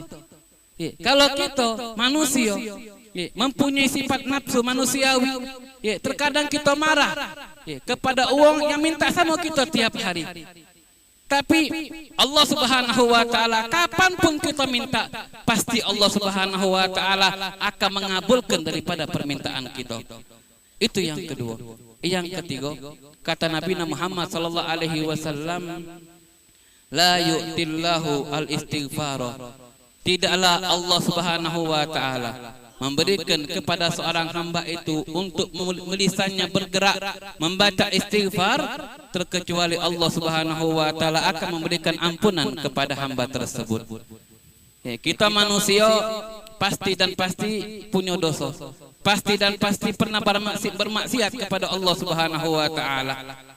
Nabi Muhammad sallallahu alaihi wasallam di dalam kemaksuman beliau, di dalam terjaganya beliau oleh Allah Subhanahu wa taala, sampai seorang ulama pernah mengatakan man dalladzi ma sa'aqat wa man lahu husnu faqat illa Muhammadin alladzi alaihi jibrilu habab. Siapa orang yang tidak pernah melakukan kesalahan sama sekali, dan siapa orang yang kebagusan hanya ada pada dirinya saja, illa Muhammadin alladzi alaihi jibrilu habab, terkecuali Nabi Muhammad sallallahu alaihi wasallam yang tidak pernah melakukan kesalahan sama sekali, dikarenakan dijaga oleh Allah Subhanahu wa ta'ala. Beliau mengajarkan sama kita, wallahi wa innil astaghfirullah fi kulli yawmin 70 marrah. Aku minta kepada Allah Subhanahu wa ta'ala, beristighfar kepada Allah Subhanahu wa ta'ala pada tiap harinya 70 kali, wakila dikatakan sampai 100 kali. Itu sekelas Nabi Muhammad sallallahu alaihi wasallam. Bagaimana dengan sekelas kita ini yang penuh dengan dosa ini? Pasti kita perlu beristighfar, minta ampun kepada Allah Subhanahu wa ta'ala. Ja'ar rajulun ilal Hasan al-Basri. Tatkala datang seorang laki-laki kepada Imam Hasan al-Basri, wahai Imam Hasan, ashku al-faqrah, aku mengeluh kepadamu tentang kemiskinanku. Apa kata beliau? Istaghfirillah, mintalah ampun kepada Allah. Wa ja'a rajulun akhar, datang laki-laki yang lain, wahai Imam Hasan, imraati akhir lam tulid, sesungguhnya istriku belum melahirkan. Aku minta sesuatu dari engkau. Maka diberikan oleh Imam Hasan al-Basri, istighfirillah, mintalah ampun kepada Allah. Wa ja'a rajulun thalith, datang laki-laki yang ketiga, mengeluh kepada Imam Hasan al-Basri, wahai Imam Hasan, inna sama la tumtir, sesungguhnya langit tidaklah menurunkan hujan. Istaghfirillah, mintalah ampun kepada Allah.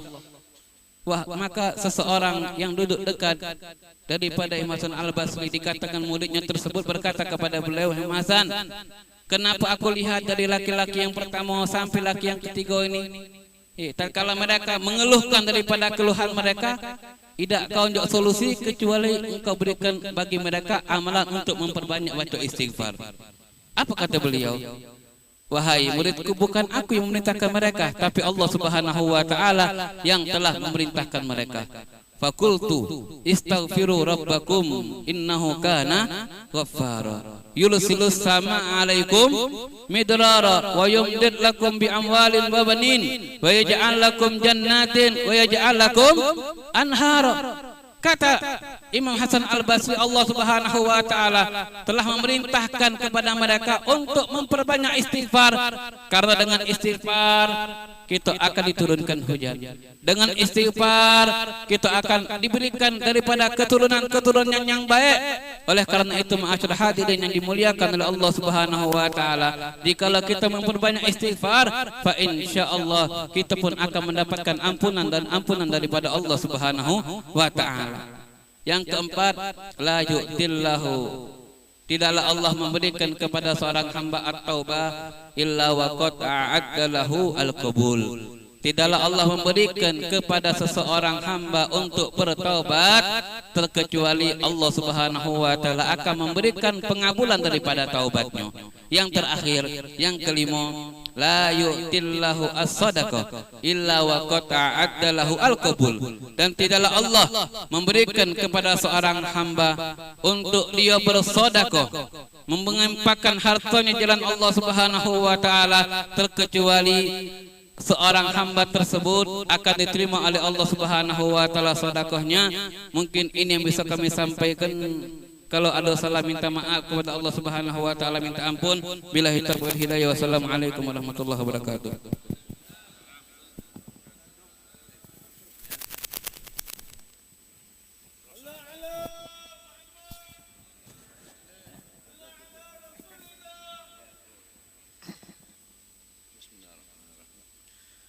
Assalamualaikum warahmatullahi wabarakatuh. Alhamdulillahil qail لقد من الله على المؤمنين إذ بعث فيهم رسولا من أنفسهم يتلو عليهم آياته ويزكيهم ويعلمهم الكتاب والحكمة وإن كانوا من قبل لفي ضلال مبين.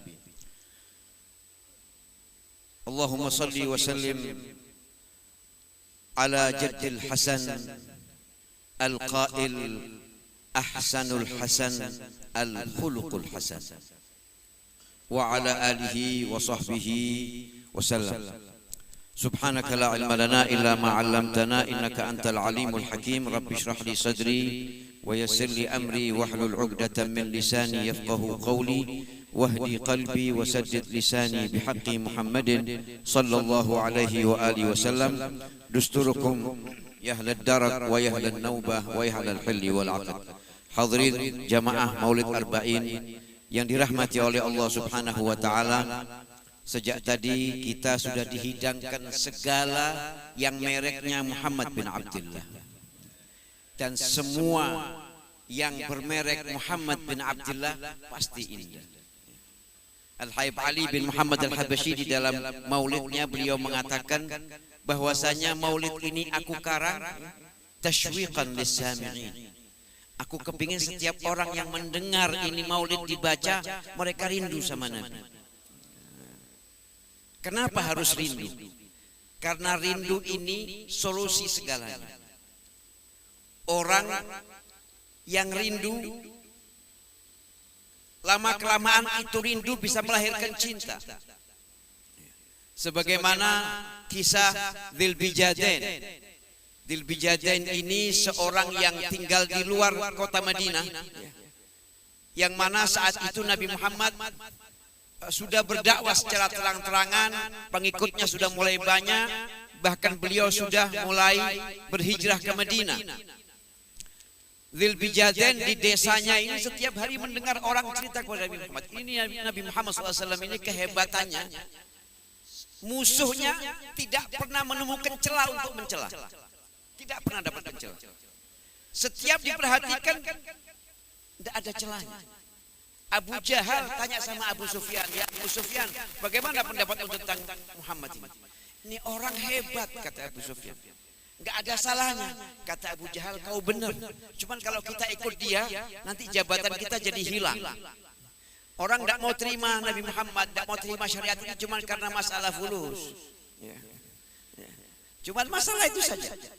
Jadi musuh-musuhnya Nabi Muhammad ini, mereka semua kagum dengan Nabi Muhammad. Jadi di desa itu setiap hari orang cerita tentang Nabi Muhammad, cerita tentang Nabi Muhammad. Ini cerita didengar oleh Dzulbijadain. Dzulbijadain ini seorang anak kecil yang ditinggal mati sama bapaknya masih kecil. Dia hidup sama ibunya. Kebetulan dia punya paman kaya raya tapi tidak punya anak. Dia bilang sama ibunya Dzulbijadain, lebih baik ini anak aku piara, sudah kamu ikut sama saya, supaya nanti kalau besar ada yang mewarisi harta saya. Ini si paman bangga dengan ponakannya ini, dipiara, dikasih fasilitas yang luar biasa. Dzulbijadain setiap hari dia main, anak-anak dia main, dengar cerita tentang Nabi Muhammad. Cerita itu setiap dia dengar nama Muhammad, itu muncul kerinduan dalam hatinya. Begitu berhari-hari, berminggu-minggu, berbulan-bulan, rupanya kerinduan ini tidak lagi bisa ditahan. Seperti kata Al-Habib Ali bin Muhammad Al-Habasyi, bagi aku, kata Habib Ali, siyan batuhu wa khafa'u. Dalam qasidah yang dibawa kita di Huwan Nuru, kata Habib Ali, rinduku kepada Nabi Muhammad ini, kalau aku tahan, dia rasanya mau meledak. Kalau aku tumpahkan itu rindu dengan pujianku, dengan air mataku, dengan segala macam, kerinduan itu bukan terobati tapi semakin. Jadi buat aku ungkapkan, aku simpan. Obatnya cuma satu. Yang bisa ngobati rindu ini hanya berjumpa dengan Nabi Muhammad, kata Habib Ali.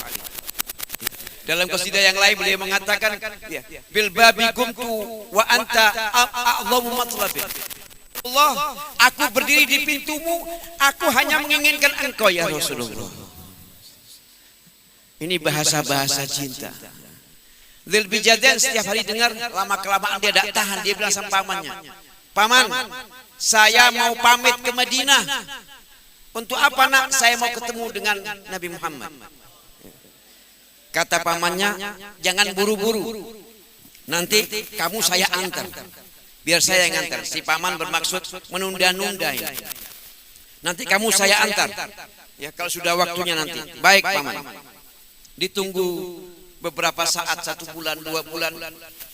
Tidak kunjung ini. Dikatakan paman, saya lihat paman gak serius mau ke Madinah. Saya gak tahan lagi. Saya sudah rindu. Saya gak bisa saya tahan. Apapun yang menghalangi saya harus datang ke Madinah. Saya hanya ingin berjumpa dengan Nabi Muhammad. Si paman melihat ponakannya begitu sungguh-sungguh, dia bilang, kalau kau berani berangkat ke Madinah dan kau berjumpa dengan Nabi Muhammad, aku akan tarik seluruh yang kau punya, yang aku berikan termasuk baju yang nempel di badanmu, lepas. Jawaban Dzul Bijadain, jawaban orang yang rindu ini.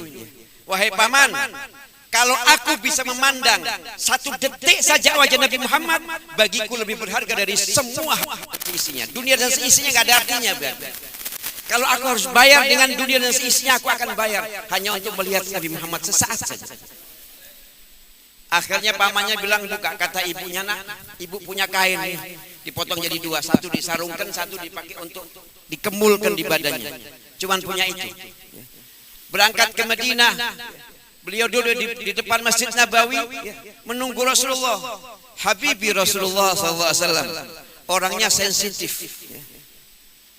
Melihat dari kejauhan ada orang yang dipanggil, mari kemari nak. Siapa? Namanya aslinya Abdullah. Dzul Bijadain ini lagop yang diberikan karena dia memakai bajunya dengan 2 helai kain seperti ihram lah kira-kira gitu. Disampaikan, aku datang dari ini. Akhirnya dia masuk Islam di tangan Nabi Muhammad SAW.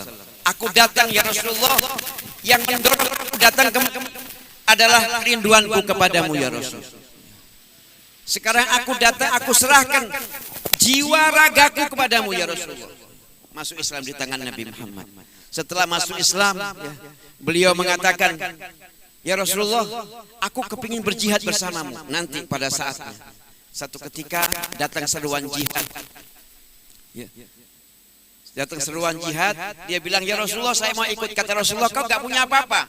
Kuda gak punya, pedang gak punya, tameng juga gak punya, perlengkapan perang gak ada. Gal pokoknya saya mau ikut ya Rasulullah. Saya kepingin syahid bersamamu ya Rasulullah. Berangkat dalam sebuah peperangan, Dzul Bijadain berjalan di belakang kuda-kuda para sahabat-sahabat dan tentara-tentara Islam. Beliau ikut berperang dengan segala yang dia bisa. Akhirnya beliau syahid. Setelah syahid, selesai peperangan, dikabarkan, ya Rasulullah, Dzul Bijadain sudah syahid ya Rasulullah. Dibawa Rasulullah, bawa aku ke tempat dia. Dibawa ke tempat jenazahnya Dzul Bijadain. Ini jenazah diangkat dengan tangan suci Nabi Muhammad, dibersihkan oleh Nabi Muhammad, debu dan sebagainya. Lalu Nabi Muhammad minta cangkul, beliau yang mencangkul kuburnya Dzul Bijadain. Setelah itu beliau ikut masuk ke dalam lahat ketika memakamkan Dzul Bijadain. Setelah dimakamkan, Rasulullah berdoa, ya Allah, aku ridho kepada jasad ini, maka aku mohon kepadamu ya Rabb, ridho dia. Sahabat Anas mendengar itu berdoa, andaikan aku yang mati itu betapa bahagia.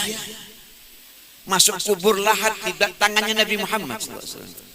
Yang gali kuburnya Nabi Muhammad, di dalam lahat didoakan oleh Nabi Muhammad SAW.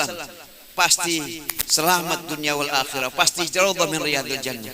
Tahukah antum ya hadirin, ini dari mana dia dapat ini? Dari rindu. Dari rindu. Makanya kalau kepingin ngajak orang jadi baik, nggak usah banyak macam-macam dah. Kenalkan orang sama Nabi Muhammad. Biarkan orang jatuh cinta sama Nabi Muhammad. Biarkan orang itu mabuk kepayang dengan Nabi Muhammad. Karena kalau sudah mabuk kepayang dengan Nabi Muhammad, nggak bakal berbuat syar, nggak bakal berbuat buruk. Orang yang cinta kepada Nabi nggak bakal berbuat jahat. Kalau saat ini kita sempat berbuat maksiat karena kita belum cinta sama Nabi. Cinta kita masih berupa pengakuan saja, tapi belum ada yang meresap di dalam hati yang begitu betul. Mahabbah. Sayyidi Umar ibn al-Khattab radhiyallahu taala anhu. Ini cerita terakhir, saya tidak akan panjang-panjang supaya tidak terlalu capek. Khairul kalam ma qalla wa dal. Saya bawakan satu cerita. Habibi Umar ibn Khattab radhiyallahu taala anhu. Satu ketika putri beliau Hafsah, mantan istrinya Nabi Muhammad SAW, Ummul Mukminin, setelah Rasulullah wafat, dia bilang sama abahnya, ya abah, ya Amirul Mukminin, ya, kalau bahasa kita itu, Mbok ya Anda itu yang enak-enak sedikit, kenapa sih? Ya, pakailah baju yang pantas sebagai khalifah, makanlah yang enak-enak gitu. Kata Sayyidina Umar, ya Hafsah, kau ini istri Nabi, kau hidup bersama Nabi, kau lebih tahu rumah tangga Nabi daripada aku. Pertanyaanku, wahai Hafsah, wahai putriku, pernahkah Nabi Muhammad tidur di tempat yang empuk?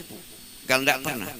Pernahkah kau tahu Nabi Muhammad menggunakan baju dengan bahan kain yang bagus?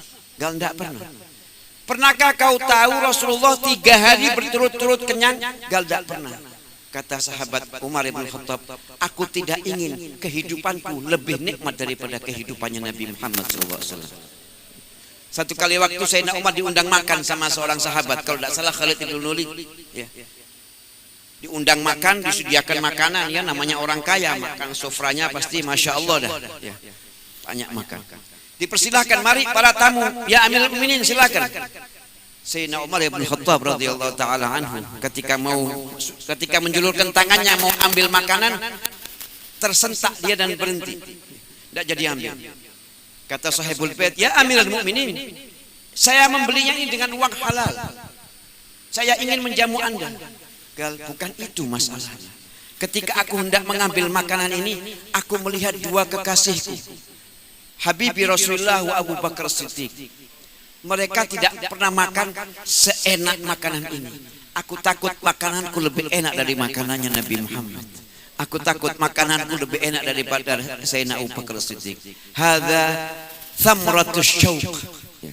Jadi kalau Habib Ali bilang, ya, tashwiqan lis-sami'in, nah ini natijahnya. Jadi itu bacaan-bacaan maulid itu bukan sekedar sajak-sajak yang dirangkum begitu saja lah. Tapi ini ada maksud. Makanya ya, difahami para asatid, para dai, kalau kita mau menyampaikan ini, dikupas itu baca supaya orang lebih tahu lagi ya, bahwa isinya seperti itu. Mudah-mudahan dengan berkat maulid yang kita baca di rumah seorang wali min auliyaillah malam ini, Allah Subhanahu wa taala meletakkan di hati kita yang kotor ini rasa rindu pada Nabi Muhammad.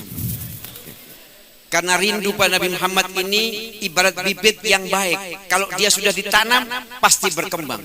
Kalau berkembang, akhlak pasti bagus. Kalau akhlak sudah bagus, pasti kita akan tutup usia dengan husnul khatimah. Mudah-mudahan insya Allah berkat Habibi Rasulullah, berkat Al-Habib Ahmad bin Hamid Al-Kaf, Allah Subhanahu wa taala mengampunkan dosa kita, membersihkan hati kita, mensucikan jiwa kita, dan mengikhlaskan semua yang kita lakukan insya Allah, sehingga kita menjadi orang-orang yang diridhai oleh Allah dan diridhai oleh Rasulullah SAW. Kepada Sahibul Bait, saya mengucapkan terima kasih diberikan kesempatan. Buat saya satu kehormatan, dan di tempat ini buat saya spesial. Karena Habib Ahmad bin Hamid, beliau adalah salah seorang kepala sekolah di Yayasan Al-Khairiyah.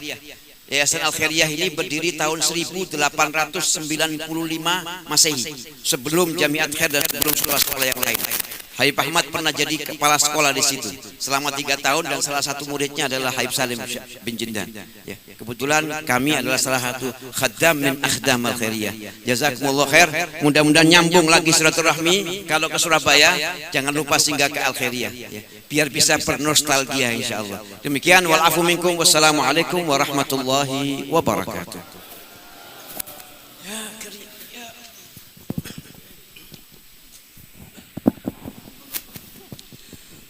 Bismillahirrahmanirrahim. Alhamdulillahirabbil alamin. Allahumma shalli wa sallim ala sayyidina Muhammadin wa ala alihi wa sahbihi ajma'in. Walamma nadama al-fikru min dararij al-awsaf al-muhammadiyyati uquda, tawajjahtu ila Allah mutawassilan bi sayyidi wa habibi Muhammadin sallallahu alaihi wasallam ay yaj'ala sa'yi fihi mashkura wa fi'li fihi mahmuda, وأن يكتب عملي في الأعمال المقبولة وتوجهي في التوجهات الخالصة والصلات الموصولة.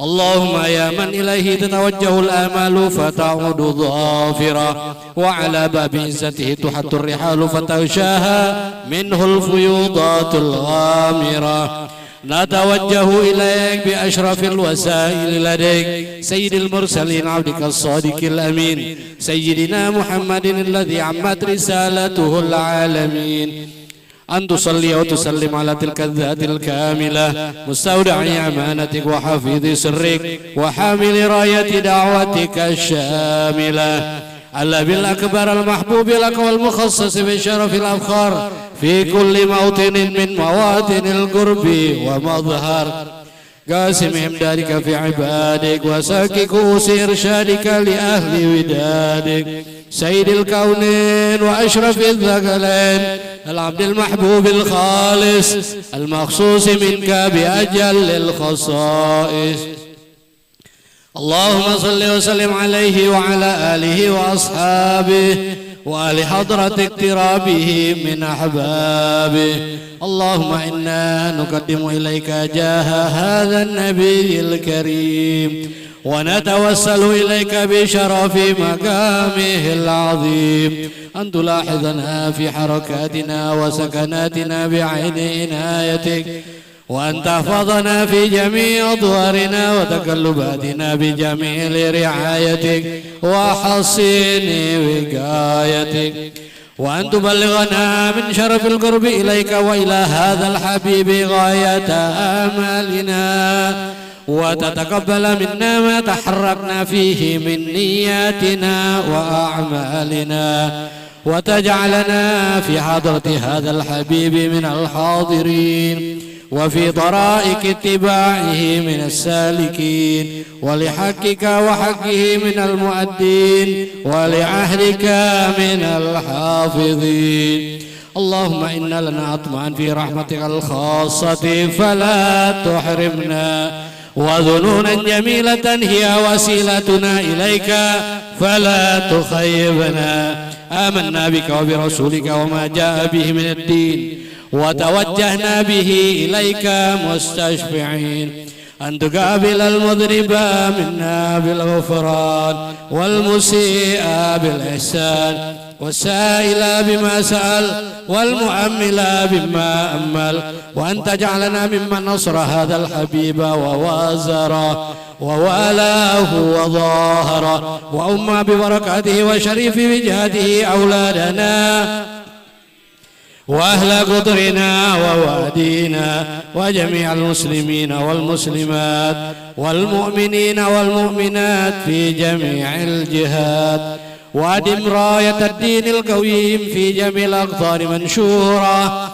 ومعالم الإسلام والإيمان بأهلها معمورة معنا وصورة واكشف اللهم كربة المكروبين وقضي دين المدينين واغفر للمذنبين وتقبل وانشر رحمتك على عبادك المؤمنين أجمعين واكفي شر المعتدين والظالمين وابسط الألدى بولاة الحق في جميع النواحي والأقطار وأيدهم بتأييد من عندك ونصر على المعاندين من المنافقين والكفار واجعلنا يا ربي في الحسن الحسين من جميع البلايا وجعلنا يا ربي في الحسن الحسين من جميع البلايا وجعلنا يا ربي في الحسن الحسين من جميع البلايا وفي الحرز المكين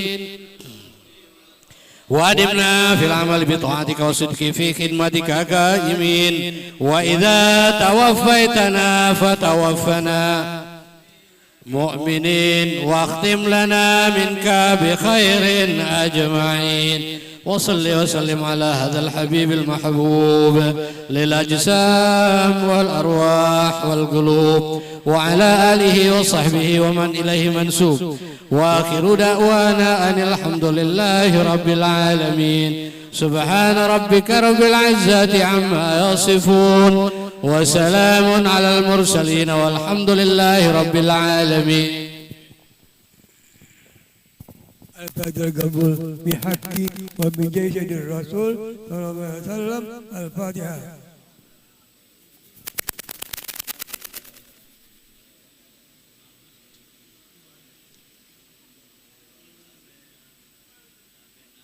يا مهيمن يا سلام سلمنا والمسلمين بنا بخير أنام وبأم مؤمن يا قوي متين اكفي شر الظالمين على ما يصفون وسلام على المرسلين الحمد لله.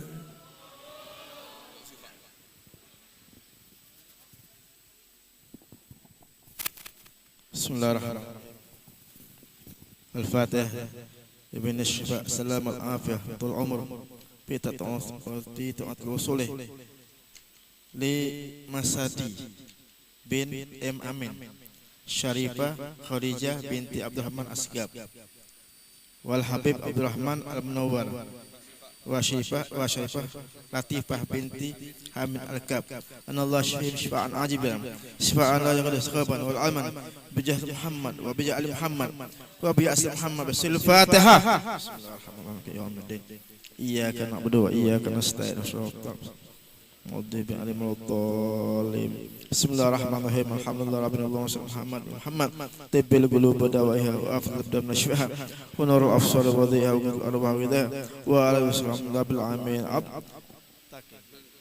قبل ذكر فعلمناه لا اله الا الله لا إله إلا الله إله إلا الله لا إله إلا الله لا إله إلا الله لا إله إلا الله محمد رسول الله محمد رسول الله صلى الله عليه وآله وسلم. الفاتحة.